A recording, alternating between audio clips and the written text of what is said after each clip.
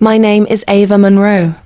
I am 26 years old, and I live alone in a small rented room in Northwood City. A quiet place filled with tall buildings, busy streets, and people always rushing somewhere.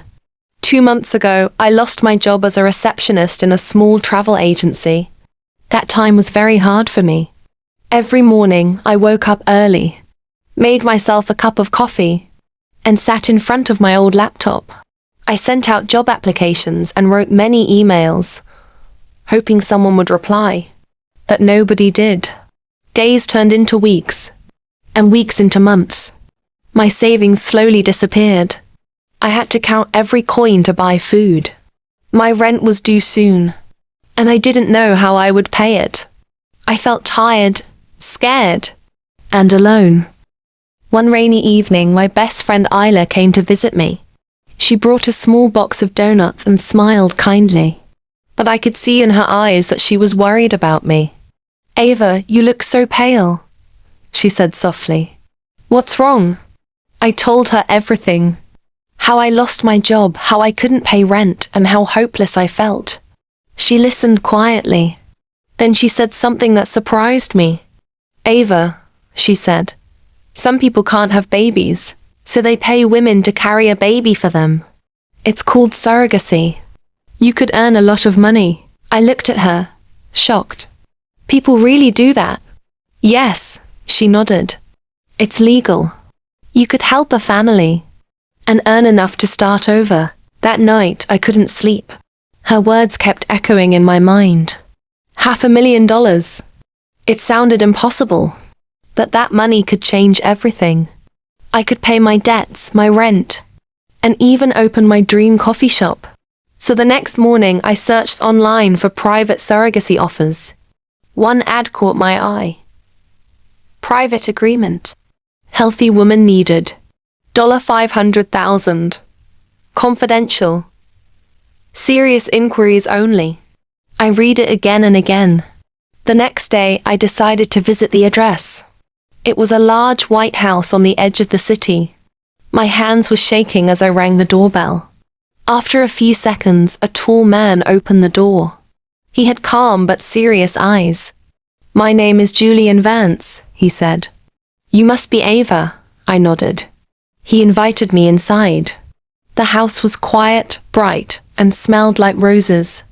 Daniel spoke slowly and carefully. "This is a business arrangement," he explained. "There will be no emotional connection.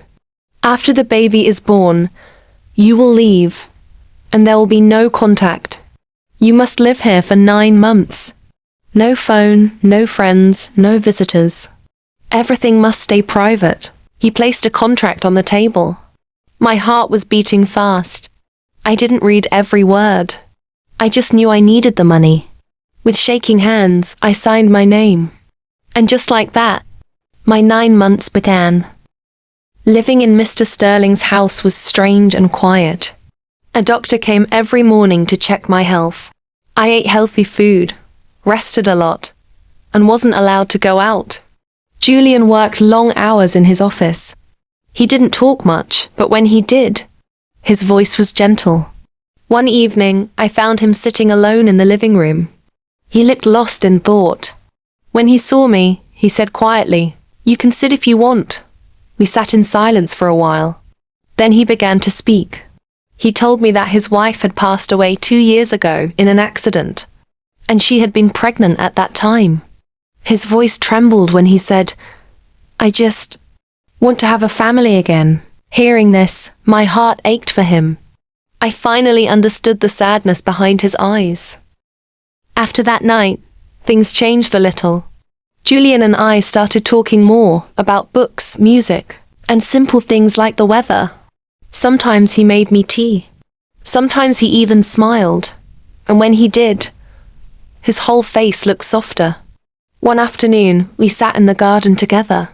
The sun was warm and the air smelled of flowers.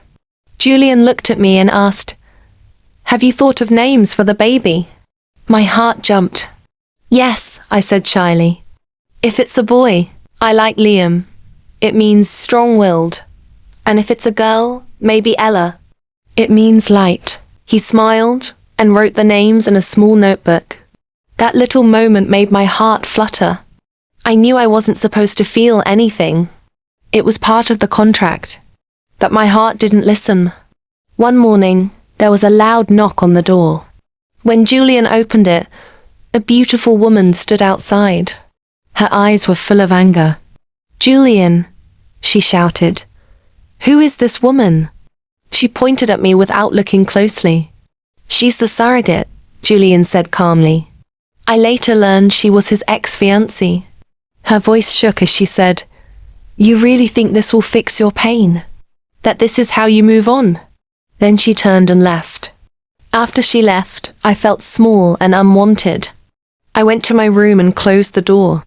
Later that evening, Julian came by but said nothing comforting. "She doesn't matter," he said simply. I looked at him and whispered, "Do I matter?" He didn't answer. He just turned and walked away. My heart quietly broke that night. A few days later, when Julian went out, I decided to clean his study. While dusting, I opened a drawer and froze. Inside was an old photo of me, taken long before I met him. My heart pounded. How did he get it? When he came home, I showed him the picture with shaking hands. "Why do you have this? Why did you look into my past?" He looked down and said softly, "I needed to know who you were, to make sure you were honest and safe." His words hurt me deeply. "You treated me like a product, not a person," I said through tears. He stood there silently. He didn't stop me when I packed my things and left that night. 2 weeks passed. I was staying with Isla again. My belly was growing, and one morning I felt the baby kick for the first time. Tears filled my eyes. I wish Julian could have felt it too. Later that day, someone knocked on the door. When I opened it, Julian was standing there, holding a small bouquet of lilies. His face looked tired but gentle. "Ava," he said softly, "I broke my own rules. I said there would be no love, but I fell in love with you." I stared at him, speechless. He continued, "I don't want this to be just an agreement anymore. I want you to stay, not only for the baby, but because I want a family with you." My heart filled with warmth. I stepped closer and whispered, "Yes, Julian, I'll stay." At that moment, everything changed. It was no longer about money or contracts. It was about love, forgiveness, and a new beginning for both of us, and for the tiny life growing inside me.